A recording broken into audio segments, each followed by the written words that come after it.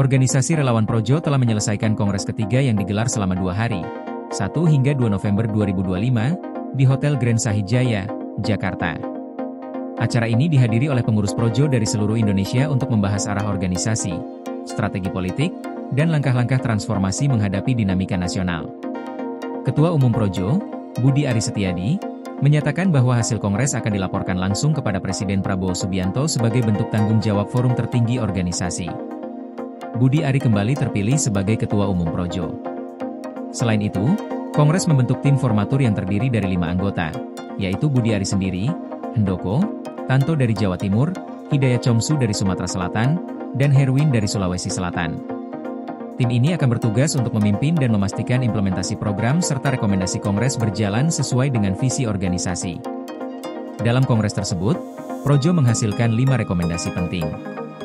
Rekomendasi pertama adalah mendukung dan memperkuat pemerintahan Prabowo Gibran.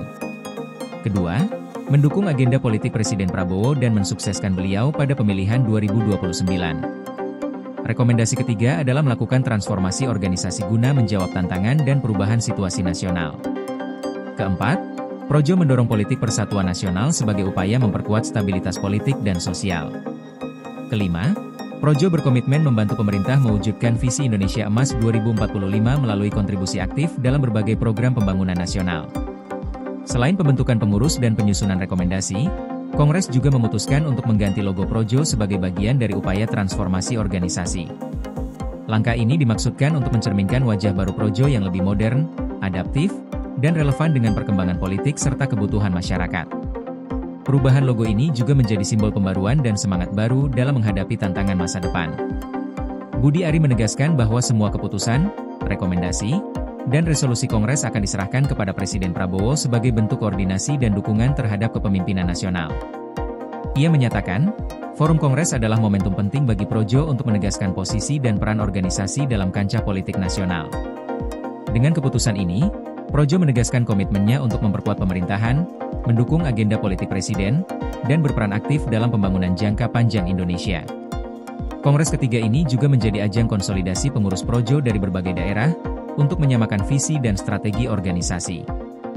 Budi Ari menyebut, kehadiran seluruh pengurus dari Sabang hingga Merauke menunjukkan komitmen Projo dalam membangun solidaritas dan sinergi antar wilayah. Ia menambahkan, kegiatan ini sekaligus menjadi kesempatan untuk mendiskusikan langkah-langkah inovatif dalam meningkatkan peran relawan Projo di masyarakat, termasuk kegiatan sosial, pendidikan politik, dan penguatan kapasitas internal organisasi.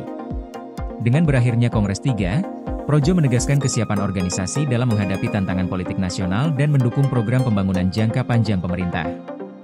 Keputusan-keputusan yang diambil diyakini akan menjadi dasar kuat bagi Projo untuk menjalankan peran strategisnya sebagai organisasi relawan yang adaptif, profesional, dan berorientasi pada kepentingan rakyat serta visi Indonesia Emas 2045. Koordinasi PLN dengan TNGL jelang Hari Kesaktian Pancasila, listrik terbangun, alam tetap lestari. Panen perdana garam Aceh. PLN hadirkan energi untuk UMKM di momen menyambut Hari Kesaktian Pancasila.